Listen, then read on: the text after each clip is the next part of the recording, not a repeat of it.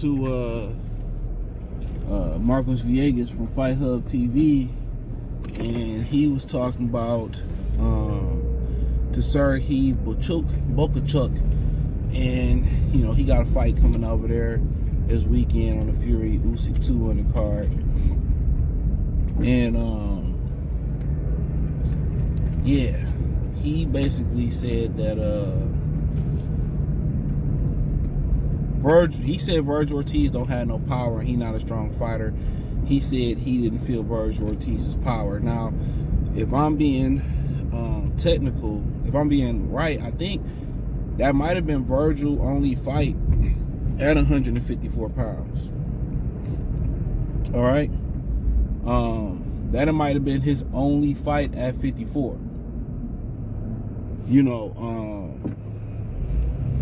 That might have been his only fight at 154 pounds. All the other ones was just above the weight. So when you move up in weight, sometimes you take your power with you, sometimes you don't take your power with you. So that's one of the things that probably need to be discussed or whatever. But sometimes you take that power with you, sometimes you don't take that power with you. And for him to say he felt nothing, he don't feel strong, he said basically his anticipation was he was 100% knockout ratio, and he said he didn't feel it. That's what he said. No, did he? He said he didn't feel the power, and it showed in the fight. You gotta understand, this is a guy who been knocked out by Brandon Adams. That was a good shot. It was a temple shot Brandon Adams caught him with. Equilibrium shot that he didn't see coming. So that doesn't mean that Virgil don't punch harder than Brandon Adams. But Brandon Adams has been north of 154 pounds too. He's been 160 pounds. He fought Jamal up there. That's troubling then. Everybody is worried about it, Boots being exposed, and obviously it's so much easier for the masses, and this is not talking about Mexican fans, it's talking about black fans. It's the only community that go out their way to tear down their own. They don't. It's the only community that go out their way to tear down their own. So, people, they tearing down Boots or whatever. And they didn't forgot Virgil. Boots fight was nowhere near as competitive as that fight Virgil Ortiz fought. Virgil Ortiz lost that fight, man. Yeah, Virgil Ortiz lost that fight. Yeah, he lost that fight. For sure. I'm trying to tie my hat up. It ain't working. It ain't working. That's why I stopped. Yeah. So people tend to forget that Virgil Ortiz, when I went back and watched that, I only watched it once. I watched the replay.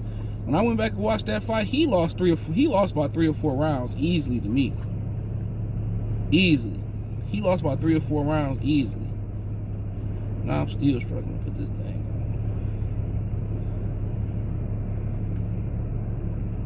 on. This is wild.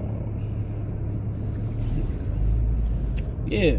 So people tend to forget that, like, he had a great performance, and now on top of that, the guy said he couldn't punch. Now, remember Blair Cobb said that what he said about rhabdomyosis and the type of people that get rhabdomyosis cut corners in the sport of boxing. So maybe, he no longer allegedly doing what he was doing, and maybe that's having an effect.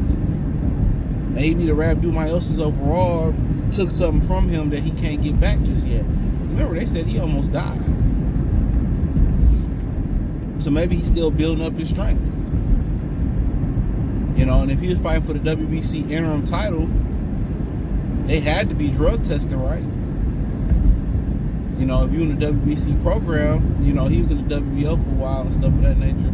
You in that program, you got to test. So maybe they start testing, and then he started, he don't look as powerful as he once did. I mean, these are questions that need to be had, not just because it's Virgil, because it's anybody.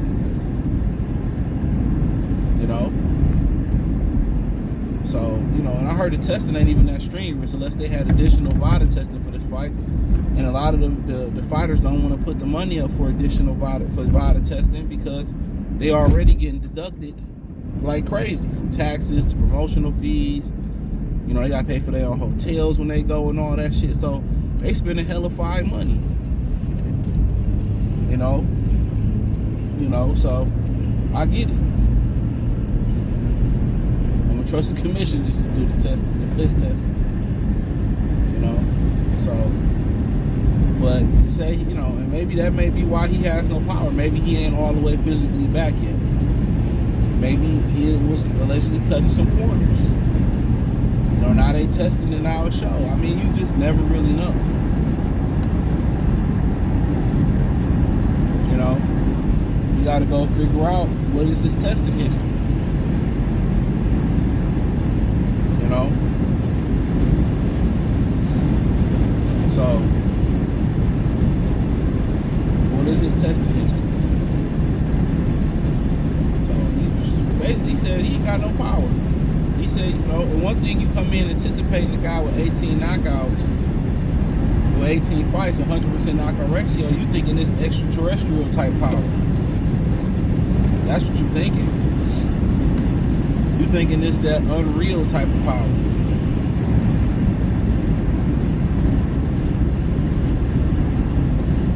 You know, that godly power. I remember Danny Jacobs said that about Triple G. Remember he said that about Triple G. He like, I thought this about to be some worldly type of power. When I felt it, it really wasn't nothing too crazy. It wasn't crazy at all. So sometimes you look at somebody's knockout ratio, you feel their power, and you like, you know, this ain't shit. You know, and like Jaime, like what Jaime was saying was, he felt that guy's power was like, oh, he can't punch, and then he pulled some shit out his ass. Sometimes everybody ain't got that one punch knockout power, but you find out some dudes just got that thud and long effect type power. You go, I can take this, and you know, then before you know it, it's progressively breaking you down.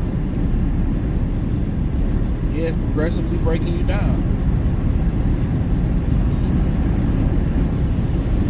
You know, you all like, damn, you know, I can't move my legs, or shit, this shit's starting to hurt, and then it's just now, you know, he just wore you down, and now this power taking you out. Everybody ain't got that concussive one-punch knockout power from the get-go. Sometimes it's just an accumulation. 2-3 shots here, 4, 5, 6. Before you know it, you know. But you flat out say, dude, you can't punch. Yeah, he said he wasn't strong neither. So that raised some concerns right there. So we'll see. You know, if we can clip Madrimov when Bud couldn't clip him, even though every time Bud put more than one punch together, he hurt Madrimov. Madrimov was just in survival mode. That's what nobody talking about. That man came to survive. He didn't come to win. He came to survive.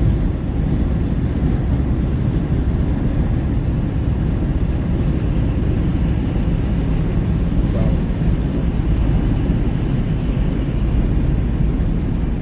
but I said before, now it's gonna raise some concerns.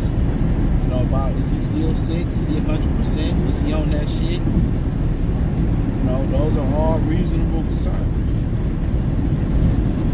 You know, we fight for the WC interim title, and all of a sudden your power go away. What happened? But he did take a huge step up in competition. You know, he took a huge step up in competition with fighting Serhii Bohachuk.